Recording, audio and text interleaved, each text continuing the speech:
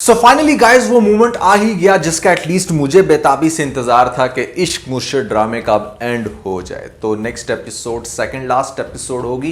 Last episode में अब exactly क्या होने वाला है आज इस वीडियो के अंदर आपको एक एक सीन करके बताने वाला हूं कि भैया क्या देखने को मिलेगा, किस तरीके से ड्रामा कंक्लूड होगा।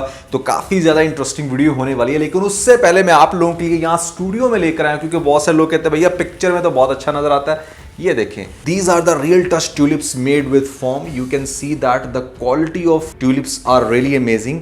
और अगर आप भी अपने वॉस के अंदर इस तरह के फ्लावर्स रखना चाहते हैं तो बहुत ही अच्छी और बड़ी कलेक्शन है पीके लेक्सिस के पास। नीचे डिस्क्रिप्शन में और पेंट कमेंट में आपको लिंक मिल जाएगा।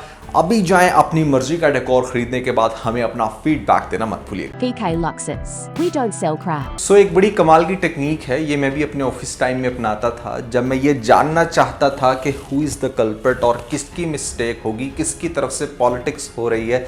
तो सबसे ज़्यादा मासूम बन जाओ। अगर आप भी अपनी लाइफ में कुछ फिगर आउट करना चाहते हो 4-5 लोगों के दरमियान के आपके खिलाफ कौन है, तो सबसे पहले एक्स्ट्रा भोले बन जाओ, मासूम बन जाओ कि अगला बंदा आपको मासूम समझकर बहुत सारी चालें चलने को कहेगा, आपको बहुत अच्छे से क्लियर हो जाएगा।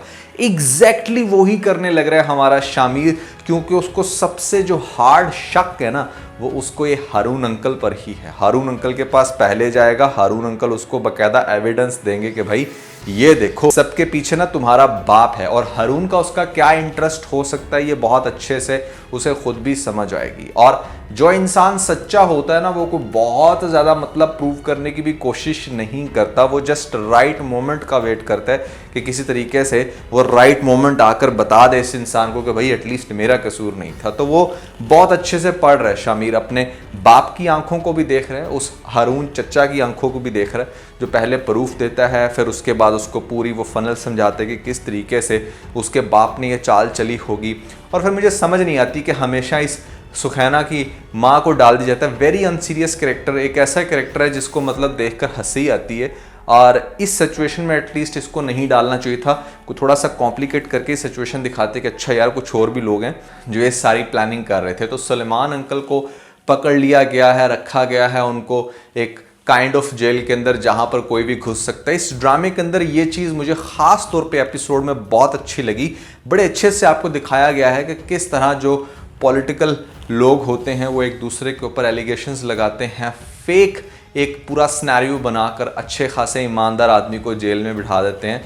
तो इस टाइम जेल के अंदर कौन है you can definitely figure out. So इस तरह के बहुत सारे फेक एलिगेशंस लगते हैं और सम टाइम तो वो इंसान अगर शरीफ हो सुलेमान की तरह तो वो फिर अपनी जान से भी जाता है, खुदकुशी कर लेता है। तो नेक्स्ट सेकंड लास्ट एपिसोड के अंदर जो सबसे इंटरेस्टिंग मोमेंट होगा वो ये कि ये जो सुलेमान अंकल हैं ये खुदकुशी कर लेंगे, ये अपनी जान से जाएंगे। इससे पहले कि जो हमारा शामिर है वो कुछ कर पाता, वो बड़ा एक सेंसिबल बात कर रहे हैं लेटेस्ट एपिसोड में, समझाने की कोशिश कर रहे हैं शिब्रा को। बट शिब्रा तो डेफिनेटली उसका डायरेक्ट बाप है, वो इमोशनल अपनी जगह, वो भी ठीक है।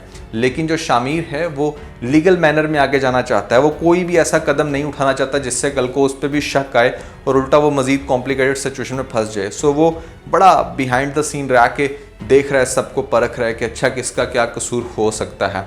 और इसी के चलते यहाँ पर आपको दिखाया जाएगा कि वो ट्रैक कर लेगा उस आंटी से कि अच्छा कौन आया, किसने क्या दिया, उसका हुलिया कैसा था, जिसके चलते वो उन 2 लड़कों तक पहुँच जाएगा। और वो 2 लड़के फिर बताएंगे कि किस तरीके से उन्होंने किडनैप कर रखा है पुलिस के नाम पर सुलेमान अंकल को। और सुलेमान अंकल को फिर जब वो देखने जाएंगे तो सुलेमान अंकल तब तक मर चुके होंगे, ये मेरी ऑब्जर्वेशन है। तो सबसे पहले उन लड़कों को जब सामने लाया जाएगा तो वो लड़के फिर एक्सप्लेन करेंगे कि हमारा उस पार्टी से कोई ताल्लुक नहीं है, हमें हारून की तरफ से ऑर्डर मिले थे।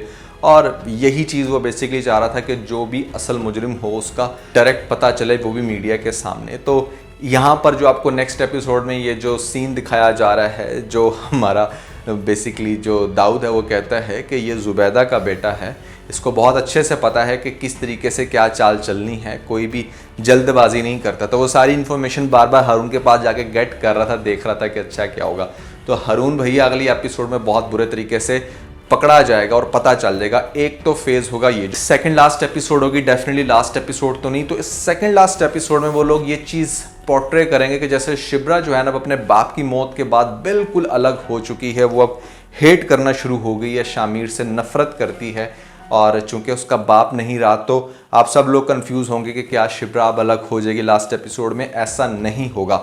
लास्ट एपिसोड में होने वाला है कुछ इस तरीके से कि जो बेसिकली बेइज्जती हुई है उसके बाप की या फिर मरने से पहले जो कुछ भी वो सारा सीन होगा वो रिकवर करते हुए दिखाया जाएगा हमारे शमीर को। डेफिनेटली उसको जिंदा तो नहीं कर सकता, लेकिन एटलीस्ट वो पूरे मीडिया के सामने ये चीज़ प्रूव कर देगा कि सुलेमान अंकल जो थे वो बहुत अच्छे शरीफ थे, उन्होंने कभी भी कोई जुर्म नहीं किया और वो हर चीज़ को बाकायदा एविडेंस से प्रूव करेगा कि उसकी फैमिली कितनी अच्छी है। ख़ास तौर पे वो जो लड़के हैं, जो लड़के खुद से भी उगल कर बताएंगे कि हाँ इन सब के पीछे हारून था, और हारून सब के पीछे क्यों था ये डेफिनेटली वो खुद भी बता देगा, चूँकि उसकी जो बेटी का मामला है शामिर के साथ, वो चाहता था कि मेरी बेटी के साथ हो। जो उसकी बेटी भी एक नंबर की बिच यहाँ पर बहुत ही कोई एक ऐसी फजूल सी लड़की थी जिसको अपनी इज्जत की ज़रा परवाह नहीं, बस उसने सिर्फ ठान लिया था कि हाँ उसने शामिर से शादी करनी है और उसी के चलते फिर ये सारा कुछ हुआ। सो शिप्रा को आई थिंक शिप्रा नहीं कोई भी वाइफ हो उसको सपोर्टिव होना चाहिए। आई टोटली अंडरस्टैंड आपके बाप का रिलेशन बड़ा स्ट्रांग होता है, but you should have some faith in your husband. जब वो कुछ कह रहा है तो उसके पीछे कोई तो लॉजिक होगा, स्पेशली अगर पढ़ा लिखा बंदा हो तो उसकी हर बात के पीछे कोई ना कोई लॉजिक होता है। खैर कुछ लोग ये चीज़ समझ नहीं पाते। बड़ा इंटरेस्टिंग ड्रामा था, कुछ सीरियस था, कुछ फनी था। लास्ट एपिसोड्स जो अब इसकी आजकल चल रही हैं वो बहुत ही डिफरेंट है, वो एक बिल्कुल डिफरेंट जॉनरा का ड्रामा में फील कराती हैं। सो इश्क मुर्शद के अंदर मेरे ख्याल से सभी एलिमेंट थे, फ़नी भी थे और लाइट हार्टेड ड्रामा भी था, सीरियस सीन भी थे, कुछ स्टूपिड सीन भी थे, और अब जाके जैसे एक पॉलिटिकल सिनेरियो क्रिएट कर गया है ये ड्रामा, हाउस ऑफ कार्ड बन चुका है पाकिस्तानी वर्जन। सो ये चीज़ भी आपको देखने को मिल रही है। बस एक चीज़ मैं ज़रूर कहना चाहूँगा कि ड्रामा इस स्नैच पे नहीं जाना चाहिए कि जहाँ पर हम लोग ना रिक्वेस्ट करें कि भैया अब ये ड्रामा ख़त्म हो जाए, क्योंकि कुछ एपिसोड्स बोरिंग थी, लेकिन लेट्स सी के लास्ट 2 एपिसोड्स कैसी आती हैं। मुझे लगता है कि ड्रामे का एंड कुछ इस तरीके से हो सकता है। आप लोगों को क्या लगता है आपने मुझे कमेंट्स में ज़रूर बताना है। और इसके अलावा मैं आप लोगों को बताना चाहूँगा कि भैया हमारा लेटेस्ट व्लॉग आ चुका है जो कि बहुत ही ज़्यादा बहुत सुपर्ब है। It's about husband day. My wife has actually celebrated that day and I was very surprise to see, मतलब किस तरीके से ना आपकी लाइफ चेंज हो जाती है शादी के बाद। तो it was one of my favourite vlog. अगर आप लोगों ने नहीं देखा तो ऊपर आपको लिंक मिल जाएगा, जल्दी से लिंक पे क्लिक करके वीडियो देख के अपना फीडबैक मुझे जरूर दीजिएगा। एक और चीज मैं कहना चाहूंगा कि यहाँ पर पीके लग्जरीज की जो सेल है वो अब ऑलमोस्ट एंड होने वाली है। That is the biggest sale, it's anniversary sale. 1 साल हो गया है पीके लग्जरीज को, और जैसे जैसे साल गुजरेंगे वैसे वैसे सेल्स के जो मैयर्स हैं वो मज़ीद अच्छे होंगे, मज़ीद आपको अच्छी ऑफर्स दी जाएंगी। सो कैसा चल रहा है आपका एक्सपीरियंस? बहुत अच्छा रिस्पॉन्स है, बहुत सारे लोग ऑर्डर्स देते हैं।